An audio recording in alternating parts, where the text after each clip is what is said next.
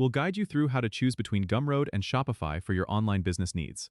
If you find this helpful, consider subscribing and liking the video.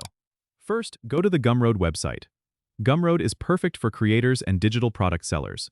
It's straightforward and minimalistic, allowing you to start selling quickly without fuss. You can set up a page in minutes and start listing your products. It's particularly suited for those selling ebooks, music, or digital art.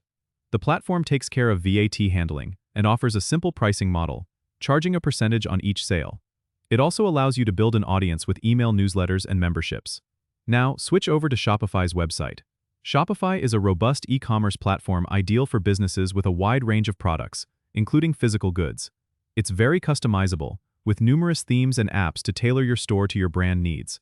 Shopify offers comprehensive inventory management, shipping integrations, and payment gateways, making it a great choice for larger-scale operations.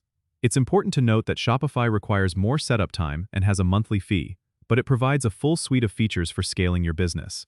So, if you're a creator looking to sell digital products easily and with minimal fuss, Gumroad might be your best bet. However, if you're planning to run a full-fledged online store with physical products and need extensive customization and management tools, Shopify is the way to go.